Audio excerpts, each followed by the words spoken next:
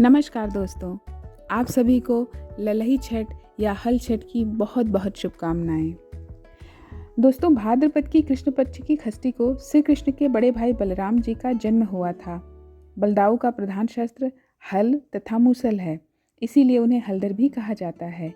इन्हीं के नाम पे हल षष्ठी अथवा ललही छठ का पर्व मनाया जाता है, जो कि श्री कृष्ण जन्माष्टमी के 2 दिन पूर्व मनाया जाता है। इस व्रत में माताएं अपने पुत्रों के लिए, अपनी संतानों की सुख समृद्धि के लिए व्रत रखती हैं और दोपहर में गेहूं, ज्वार, बाजरा, चना, मटर, चावल और जौ आदि 7 प्रकार के अन्नों का प्रसाद बनाती हैं और छठी माता का पूजन करती हैं। इस दिन गोरस नहीं खाया जाता है। गोरस से बनी हुई किसी चीज़ का पूजन, हवन इत्यादि में प्रयोग नहीं किया जाता है। उस पे उसके बछड़े का अधिकार माना जाता है, जैसे कि दूध, दही, घी, मक्खन, किसी प्रकार की वस्तु का हवन, पूजन इत्यादि में और प्रसाद बनाने में या खाने में प्रयोग नहीं होता है। साथ ही हल से जोतकर बोई गई किसी भी चीज़ का भोजन में या फलाहार में महिलाएं प्रयोग नहीं करती हैं। फल इत्यादि ले सकते हैं और फसही का चावल जो कि तालाब में होता है और सिंघाड़े के आटा और महुए का प्रयोग किया जाता है। आइए इसकी कथा को सुनते हैं। पुराणों के अनुसार मान्यता है कि हलषष्ठी माता ब्रह्मा जी की मानसी कन्या है और भगवान स्कंद अर्थात श्री कार्तिकेय की पत्नी होने से स्कंद प्रिया भी हैं। ये देवी बच्चों की आयु और पोषण देने वाली हैं।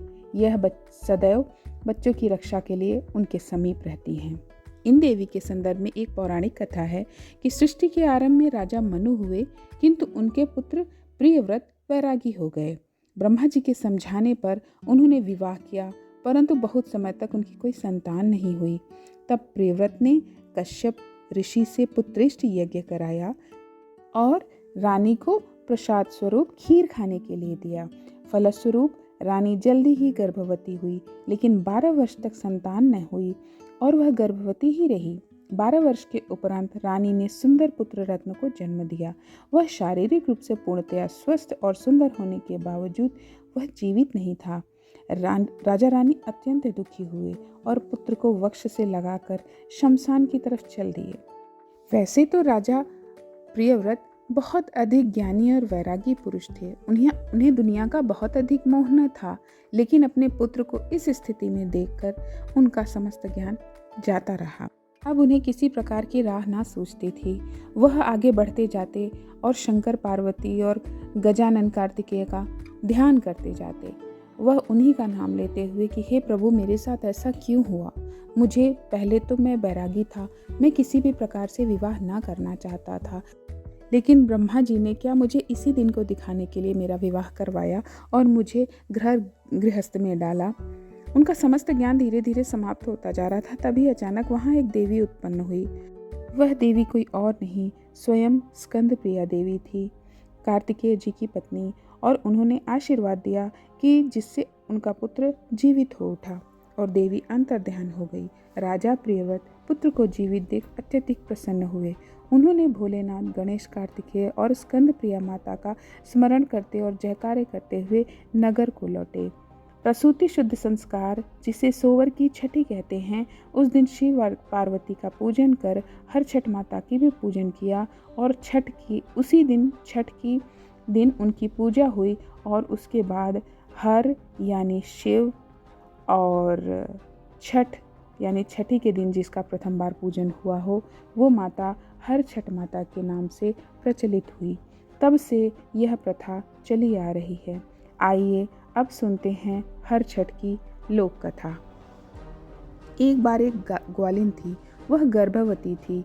वह रोज दूध बेच के अपना जीवन निर्वाह किया करती थी, लेकिन जब उसका प्रसूति का समय नज़दीक था और वह प्रसव पीड़ा से पीड़ित थी, तो उसने सोचा कि आज उसका दूध कैसे बिकेगा और नुकसान हो जाएगा। यह पूरा दूध मटके में भरा खराब हो जाएगा। वह लालच में पड़ दूध को सर पे लाद गांव की तरफ चल दी। रास्ते में उसको असहनीय प्रसव पीड़ा हुई और वह एक झरबरी की ओट में चली गई। वहाँ उसने एक बच्चे को जन्म दिया। बच्चा बहुत ही सुंदर था। लेकिन उसको किसी कपड़े से ढक वो पैसों के लालच में अपना दूध दही घी बेचने के लिए निकल चली। उसके पास जो दूध था वह गाय और भैंस का मिश्रित दूध था और घी भी उसी प्रकार से मिश्रित था। लेकिन उस दिन छठी माता का व्रत गांव की महिलाओं ने रखा हुआ था।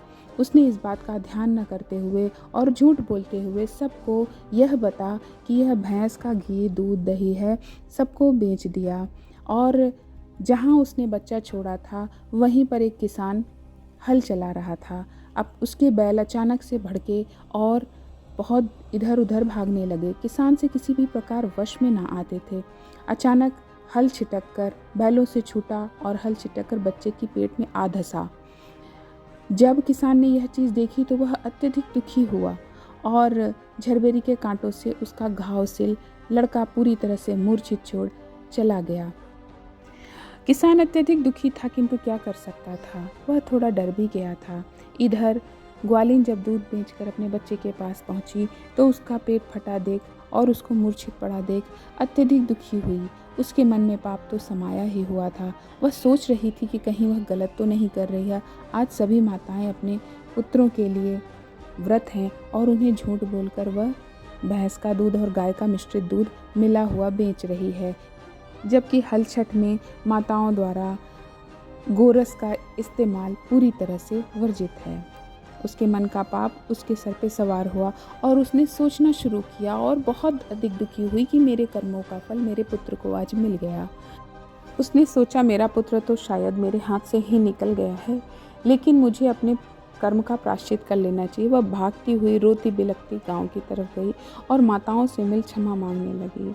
उसमें बहुत सज्जन महिलाएं थीं। कुछ ने तो उसे कोसा, लेकिन कुछ ने उसे बोला कि कोई बात नहीं, तुमसे गलती हुई, कभी कभी सबसे गलती होती है। और छठी माता से प्रार्थना करी कि हे माता, इसे पुत्रवती होने का आशीर्वाद दो। यह बहुत दुखी है, इससे छोटी सी गलती हो गई है। हे माता, आप किसी भी माता को इस प्रकार का कष्ट ना दें और इसे भी पुत्रवती होने का और संतान का सुख मिलने का आशीर्वाद दें। इस प्रकार से सबसे आशीर्वाद ले वह ग्वालिन अपने बच्चे के पास पुनः लौटी। वहाँ उसने आकर देखा कि उसके बच्चे में थोड़ी हलचल है। उसके मन में थोड़ी सी आशा जागी और वह अपने बच्चे को लेकर उचित उपचार के लिए वैद्य के पास तुरंत ही भागी और पूरे रास्ते छठी माता से क्षमा मांगती रही और बोली कि माता, इसे जीवित करो। मुझे पुत्र का वरदान तुमने दिया है, तो आज के दिन मुझसे ये ना छीनो। मैं सदा तुम्हारा व्रत करूँगी। साथ ही झूठ न बोलने का और किसी को किसी प्रकार का धोखा न देने का मैं शपथ लेती हूँ। वह कहती हुई प्रायश्चित करती हुई आंसुओं में भीगी वैद्य के पास पहुँची, जहाँ वैद्य ने उचित उपचार कर उसके पुत्र को बचा लिया। छठी माता के आशीर्वाद से वे दोनों सुखपूर्वक रहने लगे। यह थी ललई छठ की दोनों कहानियाँ। आप सबको एक बार फिर से ललई छठ पर्व की ढेरों शुभकामनाएं। आपने समय दिया और ध्यान से सुना, अभिनंदन।